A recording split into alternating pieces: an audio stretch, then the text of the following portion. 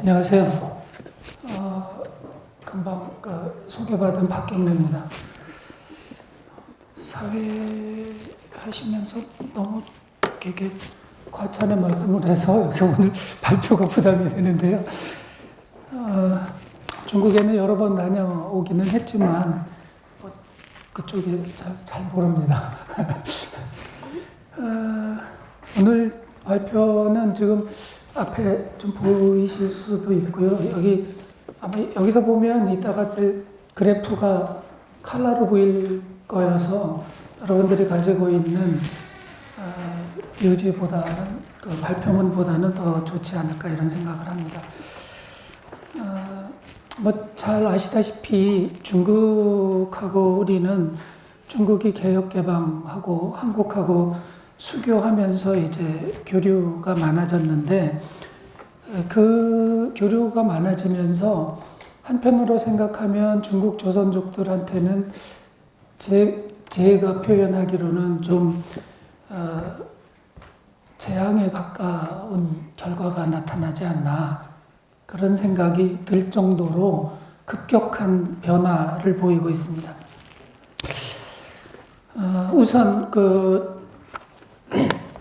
중국 정부가 1990년부터 10년 단위로 인구 조사를 하는데 제가 표 1에서 보여준 게 이제 인구 통계의 일부인데요.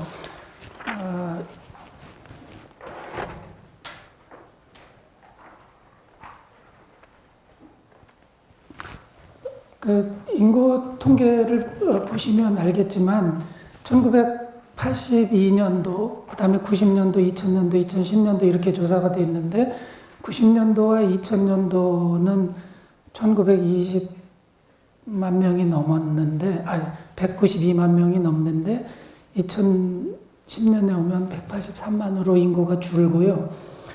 더 중요한 건 그 밑에 동북 삼성의 인구 변화입니다.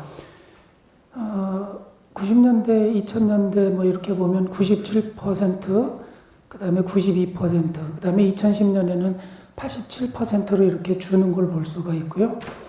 근데 이 준 인구가 어디로 갔냐면 중국 내에 또 다른 지역으로 가거나 한국으로 오거나 이렇게 했습니다. 아래쪽에 있는 표를 한번 보시면요. 주에 있는 표를 보시면 중국계에 우리나라에 들어와 있는 외국인에 대한 숫자인데 약 200만 명 정도가 우리나라에 와 있는데 그 중에 100만 명 정도가 중국에서 온 분들이고 또 그 중에서 약 63% 정도는 조선족이다. 그러니까 아까 표에서 말씀드렸던 183만 명의 인구 중에서 63만 명 정도는 한국에 와 있다. 그러니까 중국 통계는 주소지에 의한 통계지 실제 중국에 거주하는 사람들의 통계는 아니다. 이런 말씀을 먼저 드릴 수가 있습니다. 조선족이 한국에 와 있는 숫자도 2013년에는 뭐 한 50만 명 정도 됐었는데 금년 1월 말 기준으로 63만 명 정도 되니까 굉장히 많이 들어와 있고요. 또 하나는 이제 이렇게 인구가 이동되는데 그 나머지 아까 동북 삼성에서 빠져나간 인구 중에서 또 상당히 많은 분들은 중국이 개혁 개방하면서 커진 도시들이 있는데 그쪽으로 많이 이동돼 있고요. 굉장히 여러 지역으로 이동했다는 걸 알 수가 있습니다. 이것은 무슨 얘기냐면 동북 삼성에 있는 조선족들이 정체성의 변화를 보일 수 있다고 할 수 있을 겁니다. 그러니까 처음에는 개혁 개방하기 전에는 이 사람들이 그 지역에서 살고 그 지역에서 이주를 안 했는데 개혁 개방하면서부터 다른 지역으로 나가서 살게 되거나 또는 살다가 다시 돌아오게 됨으로써 과거에 이 사람들이 가지고 있던 조선족에 대한 인식과 태도, 그리고 조선말, 이분들이 쓰는 용어를 여기다가 다 썼는데, 우리는 이제 뭐 한국말이라고 할 수도 있지만 이 사람들은 한국말 그러면 남한 사람들이 쓰는 말이고 자기들이 쓰는 말은 조선말 이렇게 쓰고 중국어를 한족말 이렇게 쓰기 때문에 여기도 그대로 제가 사용을 했습니다. 그것은 현지 조사할 때 그분들의 그 의식이라고 그럴까요? 그 가급적이면 다른 요인의 그 영향을 덜 받도록 하기 위해서 그랬다는 걸 말씀을 드리고요. 그렇게 해서 하여튼 인구가 이동되고 또 우리나라 80년대처럼 도시로 빠져나가니까 농촌 인구가 확 줄었거든요. 그러다 보니까 이제 또 한 가지의 문제는 뭐냐면 학교들이 마을마다 있었는데 초등학교들이 이제 없어지는 거예요. 학생이 없으니까 학교가 없어지고 학교가 없어지니까 이제 우리 말을 배울 수 있는 조선족 학교에 다니는 학생들도 적어지는 거죠. 이제 두 가지로 나타나는데 하나는 조금 더 큰 지역으로 가서 조선족 학교에 다니는 경우가 있고 그러지 않은 경우에는 그냥 한족 학교에 보내는 거죠. 그러다 보니까 이제 학교에서부터 중국어를 쓰게 되는 그런 현상들이 나타나게 됐습니다. 그런 것들을 이제 보면서 이런 것들이 나중에 언어 사용에 결정적인 영향을 주겠구나 하는 생각을 해서 이거에 대한 조사를 좀 해야 되겠다 이런 생각을 하게 됐습니다. 그러면서 이제 아까 사회자께서 2002년도에 제가 이제 연변 지역에서 언어 태도나 언어 선택에 관한 것들에 대해서 이렇게 조금 조사한 적이 있었는데 이것들이 이제 지금 한 15년 정도 지났는데 어느 정도 변했는가 하는 것과 그럼 다른 지역은 어떤가? 그러니까 헤이룽장성이나 리아오닝성 같은 경우에는 어떤가? 그 둘의 차이는 있는가? 차이가 있다면 무엇 때문인가? 이런 거에 대한 관심을 갖게 되었습니다. 그런 것들은 아까 말씀드렸던 거주지의 변화, 또 이 사람들이 가지고 있는 사회적인 변화, 이런 것들과 관련이 있다고 보아서 그랬습니다. 그래서 이제 그런 중국 조선족들이 언어 태도 변화나 언어 사용 실태를 파악하기 위해서 현지 조사를 했는데 여러분들 5쪽과 6쪽에 있는 그 조사 표가 있습니다. 6번에 걸쳐서 조사를 했는데 요거는 일부는 국립국어원에서 했던 자료 조사 결과가 여기에 포함되어 있고요. 그리고 더 많은 자료가 이제 그것과 별도로 2014년, 15년에 걸쳐서 조사한 겁니다. 6쪽에 오겠습니다. 이렇게 이제 한 조사 결과를 보면 조선족들이 자기들이 쓰고 있는 조선말 또는 자기들이 쓰고 있는 한족말, 중국어입니다. 어떤 생각을 가지고 있는가? 모국어에 대해서는 긍정적인가, 부정적인가? 이런 거죠. 긍정적이라면 모국어를 유지할 가능성이 크고 부정적이라면 모국어를 안 쓸 가능성이 크기 때문에 그런 것들에 대한 조사가 좀 필요하다고 생각을 했고 그런 언어에 대한 태도는 결정적으로 어떤 학교를 다녔는가 어떤 학교라고 하는 것은 조선족 학교냐 한족 학교냐 그런 거죠. 조선족 학교는 주로 조선족들이 교장 선생님이고 선생님들도 조선족이고 그리고 조선말을 제1 언어로 사용하는 학교고요. 한족 학교는 중국어로 가르치는 학교죠. 중국이 기본적으로 이중 언어 사용을 허용하고 있고 소수민족의 경우에 소수민족의 언어로 교육할 수 있도록 허용하고 있는데 얼마 전부터 한 10여 년 전부터는 그쪽 선생님들 말씀에 의하면 자꾸 한어로 가르치고 그러니까 제1 언어를 교육 언어를 한어로 사용하라고 하는 무언의 압력이 계속 있었다고 하고 공문도 가끔 오기도 하고 그랬다는 얘기를 들었습니다. 그런 점에서 보면 이제 학교에서 조선말을 배우느냐 한족 학교에 가서 한어를 배우느냐 이것이 결정적으로 언어 선택과 사용에 중요하다고 생각을 한 겁니다. 표 3에 보시면 7쪽에 소학교, 여기 소학교는 우리 초등학교에 해당하고 초중학교는 우리 중학교에 해당하고 고중학교는 고등학교에 해당하는데 여기 출신자들을 보면 소학교 출신자가 95.1%고 중학교는 94.4%고 고중학교는 89.9%입니다. 학력이 높아질수록 그 한족 학교에 다닌 비율이 높아지고 조선족 학교에 다니는 비율은 조금씩 낮아지는 것을 볼 수가 있습니다. 이것은 주류 사회에 편입하려면 결국 중국어를 잘해야지 된다고 하는 생각이 반영된 것이 아닌가 하는 생각을 하게 됐고요.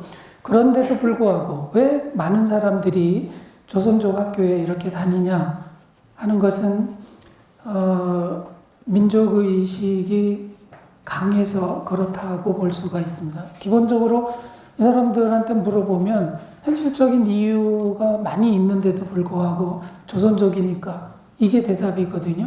그러니까 현실적으로는 뭐 취업이라든지 또는 사교라든지 이런 걸 고려하면 한족 학교에 다니는 게 필요할 텐데도 어른들 생각에서는 조선족은 조선말을 배워야 되고 또 조선 문화를 잘 보존해야 된다는 생각들이 있어서 그냥 다른 생각 없이 이렇게 한족 학교를 깊이 했던 것으로 보입니다. 그런데 이제 젊은 층으로 오면서 이런 것들이 지금 변하고 있다는 것입니다. 뒤에 가서 계속 표로 보여드리겠습니다. 표 4를 보십시오. 지역별로 보면 지린성하고 나머지 두 지역, 랴오닝성하고 헤이룽장성하고의 그 차이를 볼 수가 있고요. 학력이 높아질수록 그 차이가 더 뚜렷하게 나타나는 걸 볼 수가 있습니다. 이 표는 뭘 뜻하느냐 하면 지린성과 나머지 두 지역이 그 변화하는 속도가 다르다는 걸 말하는 겁니다. 지린성의 경우에는 아직도 뭐 연길이나 도문이나 이런 큰 지역, 용종 이런 지역에서는 집거지기 때문에 조선말을 쓰지만 저쪽 이제 그 촌 지역으로 가면 여기는 이제 완전히 중국어만 쓰는 그런 학교도 있고 학생들이 특히 그 소학교의 경우에는 우리말을 거의 못하는 학생들이 많이 있는데 이런 게 이제 흑룡강성 그러니까 헤이룽장성이나 랴오닝성에서 더 먼저 진행됐다는 거고요. 제가 조사할 때 헤이룽장성의 상지시와 오상 그 다음에 아성 이런 데를 갔었는데 아성하고 상지를 비교해보면 상지는 조선족 학교에 처음에 갔을 때 처음에 조사할 때는 학교에 가서 학생들하고 얘기하고 학생들 대화해보면 다 우리말로 하고 지들끼리도 조선말로 하더니 두 번째 조사하러 갔더니 다 중국말로만 하더라고요. 그게 불과 3년 사이인데 그러니까 제가 만났던 애들이 졸업하고 다른 애들이 그 자리에 왔을 때 그런 현상이 일어났고요. 그 다음에 랴오닝성 같은 경우 심양의 그 소가툰이나 만용촌 이쪽에 갔는데 거기도 또 비슷한 현상이 일어났어요. 졸업식 날 학교 앞에서 이제 졸업식 구경을 하고 있었는데 한 30대 후반 정도 된 중후반 된 이 학부형들이 와가지고 첫 마디는 조선말로 시작하더니 두 번째 내지는 세 번째 문장부터는 다 중국어로 하고, 학생이 나오면 학생은 중국말로 하고, 그러면 이제 부모님도 중국말로 하고, 할머니가 오신 경우에는 할머니는 조선말로 계속하고 학생은 중국말로 계속하고, 이런 현상들이 아주 일상적으로 나타나고 있었습니다. 그 소가툰에서 교장 선생님 말씀을 들었더니 학생들 수도 줄고, 지금은 중국 정부에서 조선족 학교를 반으로 잘라서 절반 정도는 한족이 다닐 수 있게 해달라고 계속 그러는데, 제가 조사하러 갔을 때까지만 해도 그걸 어느 정도 이렇게 거부하고 있었는데 유치원은 허락했다고 하더라고요. 근데 이런 현상이 계속 일어나고 있고, 이게 이제 확대되면 조선족 학교에서도 한족들이 더 우세한 그런 경향을 보일 거라고 생각을 합니다. 표 6을 한번 보시죠. 그런 데서 이제 모국어에 대해서 어떻게 생각하는지 그걸 이제 물어본 건데,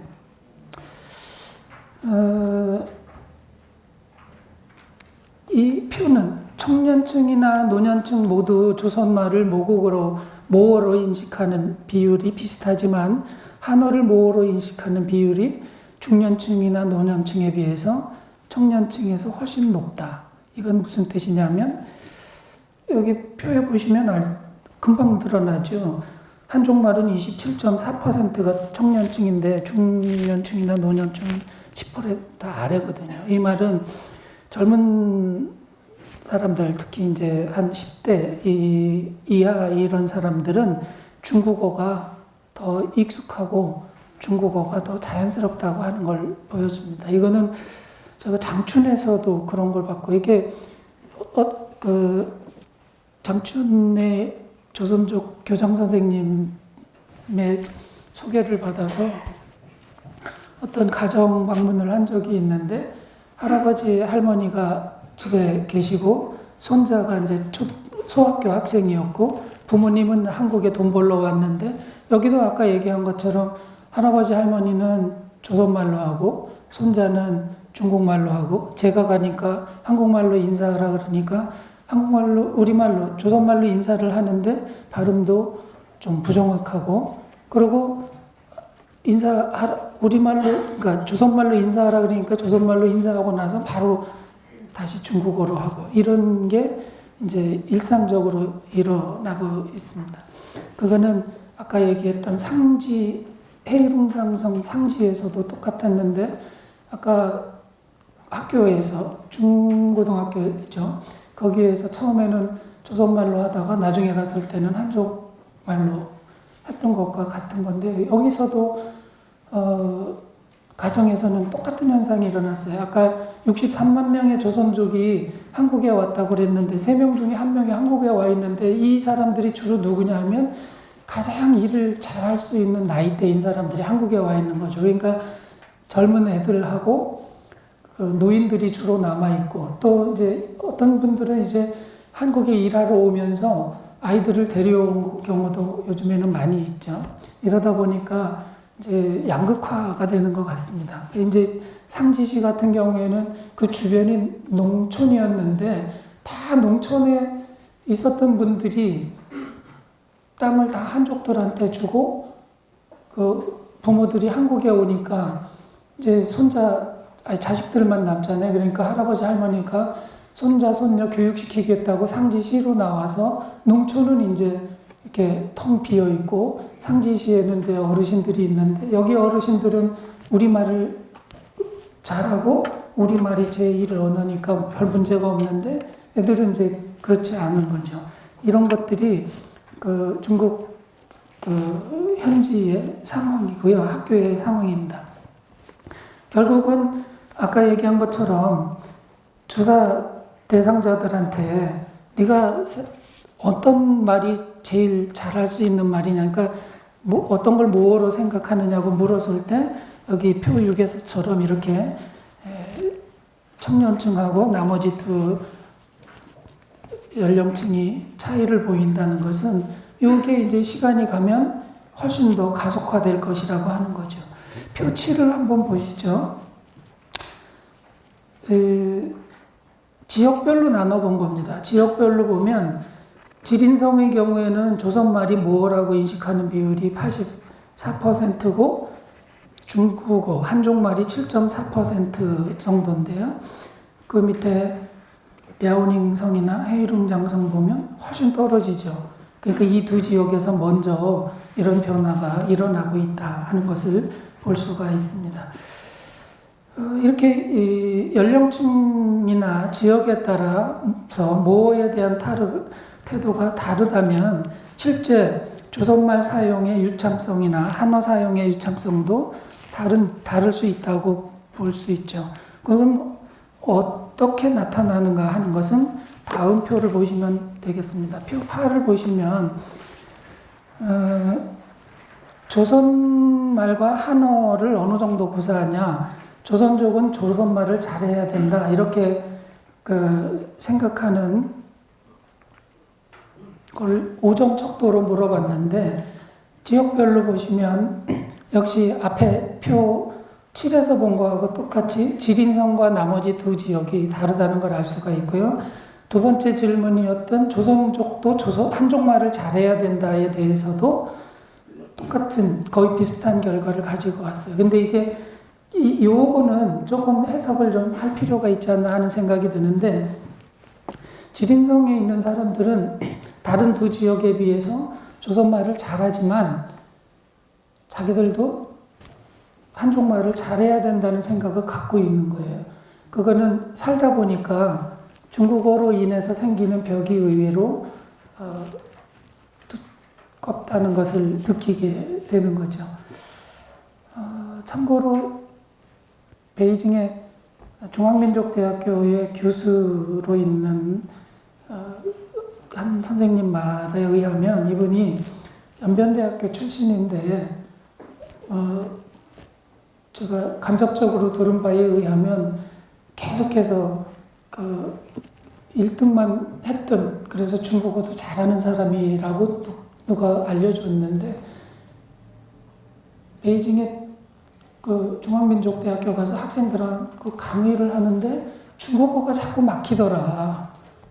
이게 고민이다. 이런 얘기를 저한테 한번 얘기한 적이 있어요. 그래서 이게 중국에서 일상적으로 중국어에 별 어려움이 없이 생활하는 사람도 결국 좀 전문적이고 뭐 강의라든지 이런 수준 높은 언어를 구사하는 데서는 제약이 있구나 하는 걸 느끼게 됐는데 이러다 보니까 이제 오히려 지린성 사람들, 특히 학력이 높은 사람들일수록 한족말, 중국어를 잘해야 된다고 이렇게 생각하는 것 같습니다.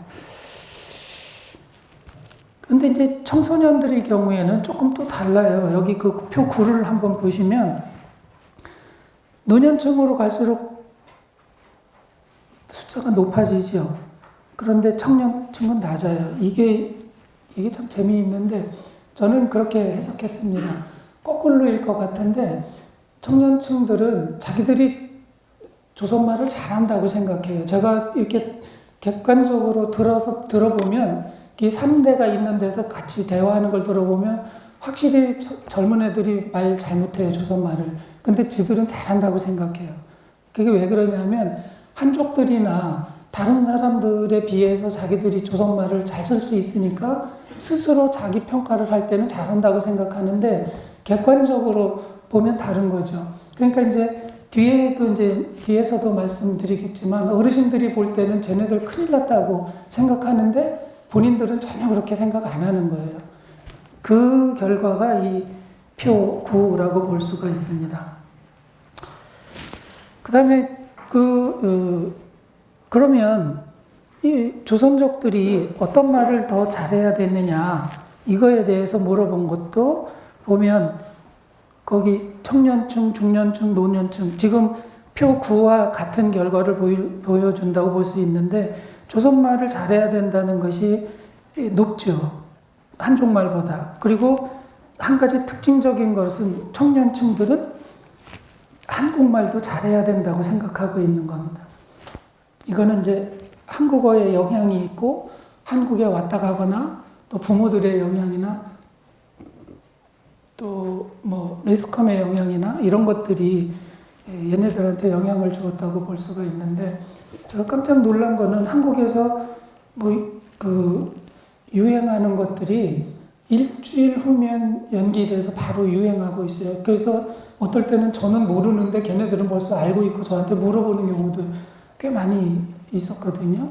그런 걸 보면 젊은 층에서는 앞으로 한국말도 잘해야 된다. 그래야 자기들이 한국하고 일을 할 수도 있고, 또 한국하고 관계가 중국하고 점점 발전할 거니까, 그러려면 조선말도 잘해야 되지만 한국말을 더 잘해야 된다고 생각하고 있고, 이게 중국에서 그 학교에서도 이제 요게 반영되는 것 같은데요. 작년에 제가 그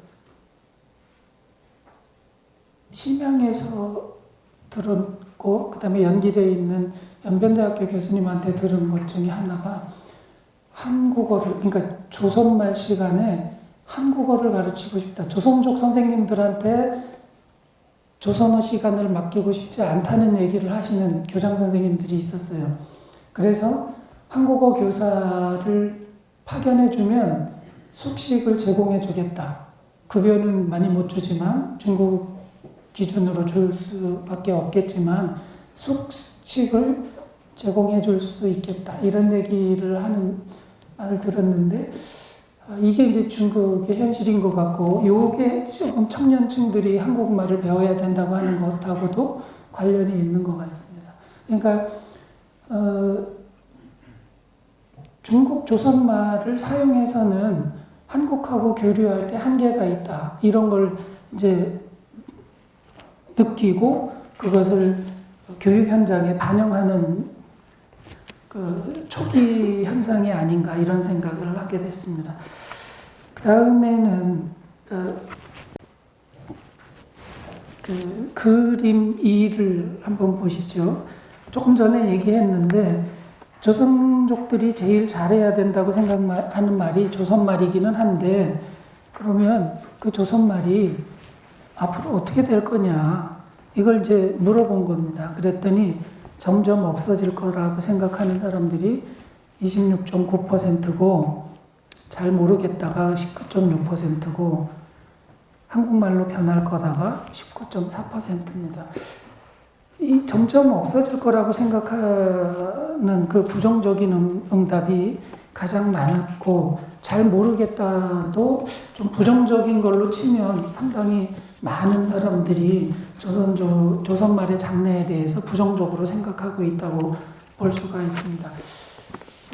제가 조사하면서 여러 번 들었는데, 어르신들이 없어질 걸 뭘로 조사하냐, 어떻게 보면 그 자조적인 것 같기도 하고, 좀 굉장히 표정이 씁쓸했어요. 뭐 없어질 거 해서 뭐하냐, 이런 식이고, 어떤 분들은 이제 뭐 다 그쪽 말로 다 망태기가 됐는데 이까짓 건 뭐하냐고 막 이렇게 얘기를, 다 망했다는 얘기예요. 그걸 들으면서 야, 참 속이 좀, 저도 마음이 짠하기도 하고 그랬는데, 그렇기 때문에 이런 걸 해서 어르신이 걱정하는 것보다 더 오랫동안 조선말을 사용해야 되지 않냐, 이러면서 이제 협조도 구하고 그랬는데, 하여튼 그 부정적인 견해를 보이는데, 아까 청소년층은 그렇게 생각 안 한다 그랬잖아요. 오히려 청소년층 애들은 자기들은 정작 조선말을 잘 못 쓰면서 잘 유지할 거라고 생각하는 아주 낙관적인 태도를 갖고 있어요. 근데 이제 이게 이 사람들이 나이가 들면 안 그럴 거라는 생각은 들지만 지금 현재는 그래요. 이거하고 그 관련 지어서 그림 2를 한번 보시죠.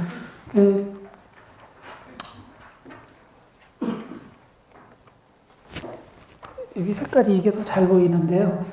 여기서 보면 점점 없어질 거라고 하는 것도 세대별로 한번 보세요. 노년층은 45.3%인데 청년층은 17.6%밖에 안 돼요. 그러니까 이게 아래로 내려갈수록 스스로는 조선말 안 없어질 거라고 생각하는데, 이게 실제로 없어질 거라고 여기고 실제로 변하는 그 속도를 요 그래프가 보여주는 게 아닌가 이런 생각을 하고요.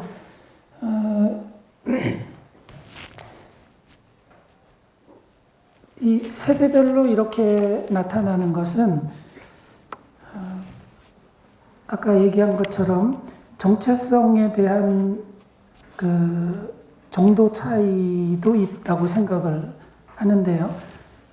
노년층들의 경우에는 아까도 얘기했지만 왜 조선말을 배워야 되냐 그러면 조선족이니까 이거는 이유가 없는 거잖아요. 그냥 민족 정체성 때문에 그런 거예요. 그런데 이제 이 고학력자들이나 전문직 출신들이나 이런 사람들을 보면 오히려 중국어를 배워야 된다고 생각을 해요.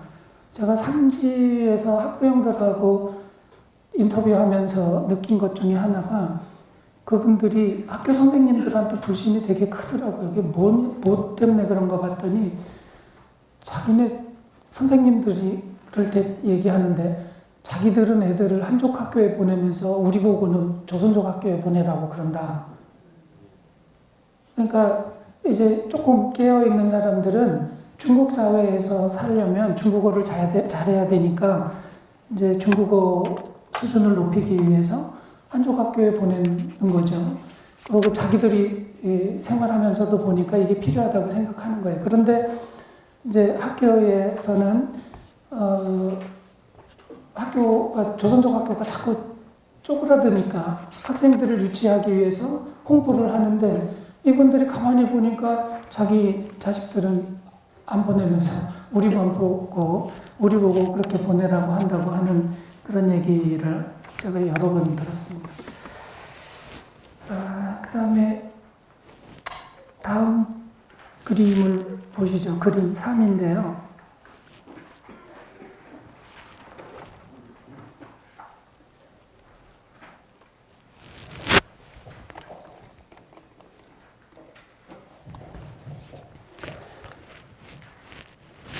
그러면 이분들이 후손들은 나중에 어떤 언어를 사용할 것 같으냐 했더니 보시다시피 한어를 후손들이 쓸 거라고 생각하고 있고 이것도 앞에서 본 그 연령층하고 똑같이 노년층들이 더 그렇게 생각하는 거예요. 이거는 노년층들 경우에는 1세대도 있고 거의 없지만 1.5세대, 2세대들이 있는데 이분들은 거의 뭐 조선말로만 쓰던 사람들이 많았는데 이 자기네들이 볼 때는 젊은 사람들로 갈수록 조선말 그 능력이 시원찮아 보이잖아요.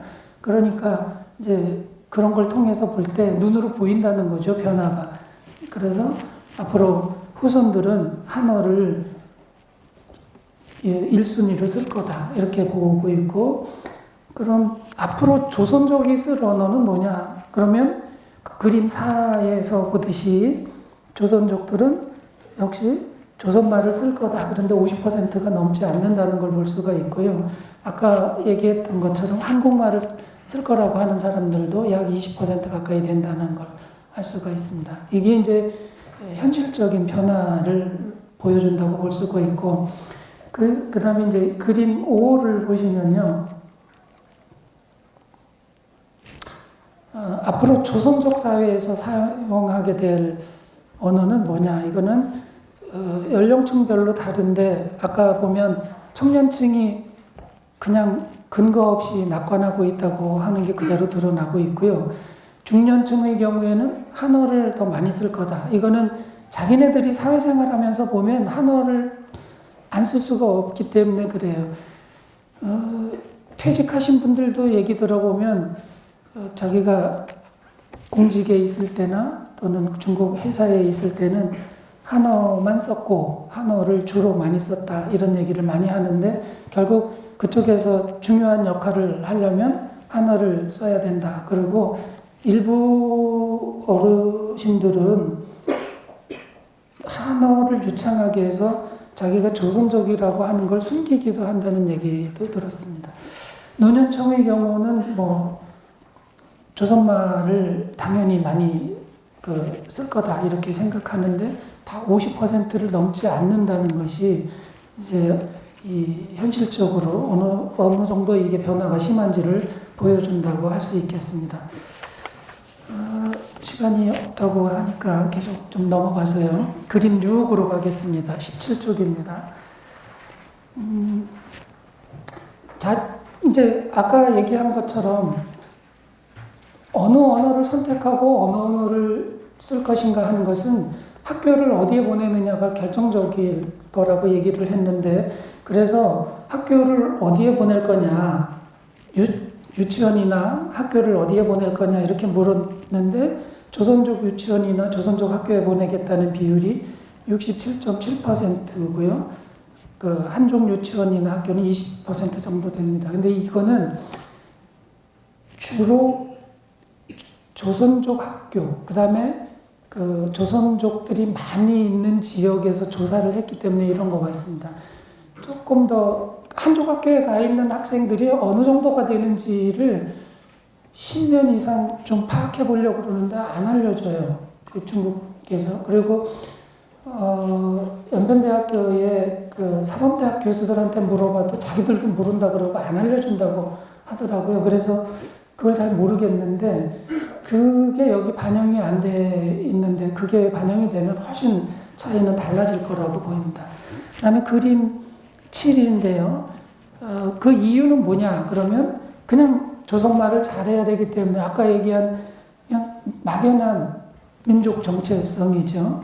그리고 취직이나 돈벌이, 뭐 사교와 생활에 유리해서 이런 것들이 한 15% 남짓된다고 하는 것이고요. 그 다음에 그림 8을 보면 한족 학교나 한족 유치원에 보내는 이유는 조금 전에 있었던 것처럼 만일에 한족 학교나 한족 유치원에 보낸다면 했을 때는 이 이유가 크다는 거죠. 그러니까 앞에서 봤던 그 중년층이 한어를 잘해야 된다고 생각하고 하는 것과 이게 같이 맥을 같이 하는 거라고 볼 수가 있습니다. 그 다음에 그림 9를 보시면 세대별로 학교를 어떻게 선택하느냐, 조선족 학교를 보내겠다는 것이 다 비슷하게 나타났죠. 그런데 이제 한족 학교를 보내겠다는 거는 조금 다른데 노년층일수록 더 높아져요. 이게 아까 노년층은 조선말을 잘해야 되고 조선족 학교에서 조선말을 잘 가르칠 거라고 생각하지만 실제로 자녀를 학교에 보낼 때는 한족 학교에 보내겠다는 비율이 더 높아지는 게 아까 얘기한 것처럼 자기들이 잘 못했기 때문에 한족 학교에 보내서 한어를 잘해야 나중에 잘 될 수 있겠다 이런 생각을 하고요. 그림 10은 그러면 학교에서 아까 이제 학생들이 한어만 쓴다고 했는데 학교에서 어떤 언어를 쓰는가 하는 걸 조선족 학교에서 이제 조사해 본 건데, 그림 10을 보면 조선어 시간에는 조선어를 대부분 하고 한어 시간에는 한어를 대부분 하는데 보면 그런데 수학이나 물리나 화학과 같은 경우에는 조선어와 한어가 비슷한데 한어를 더 많이 쓰죠. 근데 정치, 역사, 지리, 생물은 조선어를 많이 쓰고 체육이나 계산기 같이 이런 실기나 실습 과목은 한어를 주로 쓰는 걸 볼 수가 있어요. 그런데 이게 이제 여기 아까도 좀 말씀드렸지만 한어 선생님, 조선족 학교에 한족들이 있어요. 이 사람들은 조선말 잘 못하거든요. 그러니까 학생들이 한어에 점점 많이 노출되는 경우가 있고요. 제가 수업을 2번 참관을 해봤는데 장춘에서 한 번 하고 연길에서 한 번 했는데, 장춘의 경우에는 우리 중학교죠. 중학교 수업 시간에 1학년 수업이 2번째 학기였는데 조선어 시간인데 조선말로 막 가르치다가 중국말로 막 물어보고 애들이 대답을 안 하면 중국어로 답을 가르쳐주고 그러더라고요. 그러니까 이제 이미 조선어 시간에도 중국어를 매개로 해서 수업을 해야 될 만큼 변하고 있다 하는 것이고요. 연길 같은 경우에는 아직 그렇지는 않은 것 같아요. 그런데 이제 중학생들 경우에 남학생들은 주로 한어를 많이 쓰는 걸 볼 수가 있고 여학생들은 조선말을 많이 쓰는데 이유를 물어보니까 남학생들이 게임을 해서 그렇대요. 게임이 다 중국어로 돼 있어서. 그래서 게임을 조선말로 만들어서 보급하면 좋겠다 이런 생각을 좀 한 적이 있습니다. 참고로 그림 11을 보시죠. 수학 시간에 선생님이 사용하는 언어는 지린성은 지금 얘기한 것처럼 조선말로 하지만 랴오닝성이나 해열운장성 보면 한어를 더 많이 쓰는 걸 볼 수가 있죠. 그 다음에 12번 친구들과 대화할 때도 조선말과 한어를 반반씩 쓰고 조선말보다 한어를 많이 쓰는 비율이 높다는 걸 알 수가 있어요. 또 집에서 친구들과 대화할 때도 지역에 따라서 다른데 지린성은 조선말을 많이 쓰지만 나머지 지역은 한어를 많이 쓴다는 걸 보여주고 있고요. 그림 14를 보면 수업 시간 외에 학교에서 친구들과 얘기할 때 역시 지린성은 절반 정도가 조선말로 하지만 나머지 지역에서는 조선말과 한어를 섞어 쓰거나 한어를 많이 쓰는 걸 볼 수가 있어요. 이런 이제 여러 가지 상황이 실제 언어에서 어떻게 나타나는가 하는 것이 3장인데 23쪽에 한번 보세요. 거기 코드 뒤섞기라고 되어 있는데 1번 예는 신봉이니 커튼이니 빠바 뭐 댄스 이런 것들은 중국어를 차용한 건데 그러니까 이건 외래어라고 볼 수가 있어요. 이건 중국말이 아니고요. 거기 있는 예들이 전부 그런데 2번 예문은 보세요. 똑같은 단어인데 중국식 발음으로 한 거예요. 이거는. 그러니까 이거는 어휘를 중국어로 사용한다고 볼 수 있죠. 그러니까 앞에 거는 차용한 조선말이고 2번은 중국어 단어라고 저는 보고 해석을 했고요. 3.2에 있는 코드 바꾸기는 예를 3개를 드렸는데 26쪽에 3번 예문 한번 보세요. 이건 중국의 도나에서 있었던 일인데 거기 그 집 할머니가 한국에 왔다 가셨고 할아버지는 이제 안 왔다 가셨는데 아들은 둘 다 그 고등학교까지는 한족 학교 다녔는데 큰 아들은 조선말을 잘하고 작은 아들은 잘 못하는데 뭐 이런저런 얘기하다가 그 할머니가 한국에 와 보니까 한국에도 못 사는 사람 많더라 그러니까 그 할아버지가 그렇겠다고 얘기를 하는데 큰 아들이 그렇지만 한국에는 거지는 없다 뭐 이런 식이에요. 그랬더니 둘째 아들은 안 와본 둘째 아들 조선말을 잘 못하는 둘째 아들이 중국어로 얘기하니까 큰 아들도 같이 중국어로 얘기하는 거고 그리고 저한테도 중국어로 물어보는 그런 장면이고요. 그 다음에 4번, 5번, 6번 이런 예들은 부분적으로 이야기하는 과정에서 부분적으로 이제 인용한 거라고 볼 수가 있어요. 특히 7번 예문을 보면 이분들이 이 말씀을 하신 제보자가 나이가 많으신 분인데 중국의 대장정을 모택동하고 같이 했던 분이거든요. 그래서 이제 연금을 받고 있는데 연금 받게 된 과정을 설명하는데 이렇게 얘기한 거예요. 그래서 같이 담판하는 과정에서 있었던 얘기를 밖에 나가서 하지 말라. 그런데 그것만 딱 따서 중국어로 하는데 중국 학생들한테 물어보니까 이런 말 안 써요 이러더라고요. 그러니까 아마 이 사람들이 중국어를 하기는 하는데 좀 서툰 중국어가 아닌가 이런 생각이 들고요. 8번 예는 대학생들인데 대학생들이 식당에 와가지고 조선말로 하고 중국어로 하고 이렇게 번갈아 가면서 쓰는 겁니다. 근데 이제 이거는 제가 일부 예만 들어줬는데 녹음 파일이 한 250개인가 뭐 이렇게 있어요. 근데 못 듣겠더라고요, 잘. 그리고 또 녹음 상태가 안 좋은 것들도 있고 그래서 하여튼 그걸 좀 나중에 더 분석을 해야 되지 않을까 이런 생각을 합니다. 지금 이제 보셨듯이 이런 현상들이 지금 가속화되고 있고 과거에 아마 2, 30년 동안에 일어났던 것이 아마 지금은 5년 정도면 다 일어나지 않을까 이런 생각이 들 정도로 급격하게 변화하고 있고 연변대학의 사범대학에 있는 조선어과 선생님들도 위기의식을 이제 느끼고 있는 것 같아요. 예전 한 15년 전부터 정신 차려야지 니들 일자리가 있다 이렇게 얘기를 했는데 재작년에 이제 그걸 몸으로 체험한 것 같더라고요. 그러면서 이제 계속해서 여기에 관심을 갖고 있어서 여러분들도 아마 그런 데 관심을 가지고 그쪽 분들하고 이렇게 같이 공동 연구할 수도 있지 않을까 이런 생각을 합니다. 시간이 없어서 그냥 그래프하고 표 중심으로 간단히 말씀을 드렸습니다. 이상입니다.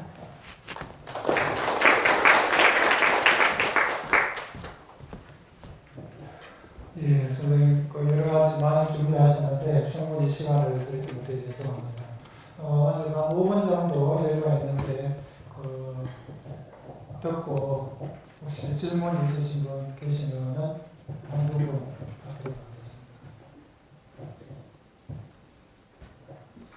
간단한 예, 선생님 조선말 여기 사례도 보니까 조선말하고 이제 한국말하고 예문들 이렇게 봤는데요. 이건 사회어학은 아니고 그 어휘들 차이는 확실히 있는데 문법도 많이 다릅니다. 글쎄 근본적으로 다르다고는 생각 안 하는데 몇 가지 차이들은 있습니다. 예를 들면 뭐 경어법도 차이가 있고 또 제가 제일 처음에 가서 인상적이었던 거는 우리가 본동사하고 보조동사 쓸 때 우리는 너 먹어봤어? 못 먹어봤어? 이렇게 묻잖아요. 근데 그 사람 먹어 못 봤어? 이러는 거. 그거 딱 듣고 야 여기는 우리하고 많이 다르구나. 하나만 딱 듣고 그런 생각했는데 계속 들어보면 그렇지는 않아요. 근데 거기 문법보다는 문법을 몰라서 비문들이 훨씬 더 많다는 거예요. 그러니까 그쪽에서 논문을 한국에 투고한 거를 읽어보면요. 교수들 논문인데도 우리말이 정상적인 문법이 아닌 것 같아요. 그러니까 그게 문법이 달라서 그런 게 아니고 한국어가 유창하지 않아서 그렇다고 저는 생각해요. 그러니까 체계적으로 문법을 안 한 거 아닌가 이런 생각이 들어요. 그러면은 조선족 조선어를 모국어로 사용하는 집단이 그러니까 그 조선어만의 고유한 언어로 모국어로 사용하는 집단이 있는 거잖아요. 네. 그럼 그 사람들은 자기들 문법이 확실할 거 아니에요. 그러니까 이제 우리도 그렇잖아요. 문법을 그러니까 우리가 이렇게 글을 쓸 때 문법적으로 잘 쓰시는 분이 있는가 하면 말할 때 보면 비문법적인 걸 쓰잖아요. 근데 이분들이 그렇게 쓴다는 거죠. 그리고 이제 또 하나는 뭐 띄어쓰기나 몇 가지는 있어요. 그래가지고 이분들이 한국에 투고하려고 그러면 번역해야 된다고 그러더라고요. 그런 차이는 있어요. 근데 근본적으로 차이가 있다고 볼 수 있을지는 잘 모르겠어요. 저는 그렇게는 생각 안 합니다. 네, 또 다른 분 혹시 질문 있으시면 말씀해 주시죠. 예. 유치한 질문일 수 있는데요. 제가 이제 조선족 학생들 만나가지고 얘기를 하다 보면 모어라는 용어하고 모국어라는 용어를 구분해서 이해하는 친구들이 있더라고요. 그러니까 근데 여기 선생님 논문에 모어도 있고 모국어도 있고 제1언어도 있고 그럴 때 혹시 그 조사하시고 그럴 때 용어를 모어나 모국어를 사용했을 때 그쪽에서 이걸 자기가 쓰는 말은 모어지만 북이라는 단어가 들어가면 이제 그 중국의 한어를 생각할 경우가 있는 것 같아서 그런 경우 저는 그렇게는 구별을 안 했어요. 그러니까 이제 주로 조선족들만 만났고 그쪽에 사는 사람들한테 물어본 거기 때문에 그래서 앞에서 있었듯이 뭐를 뭘로 생각하냐 이랬을 때 한어라고 선택하는 애들은 지금 말씀하신 것처럼 모국어와 모어의 개념을 같이 똑같이 보고 있는 거 아닌가 이렇게 해석을 했거든요. 근데 지금 한국에 온 애들은 한국에 오면서 한국어 또 북한어도 조선말이라고 그러거든요.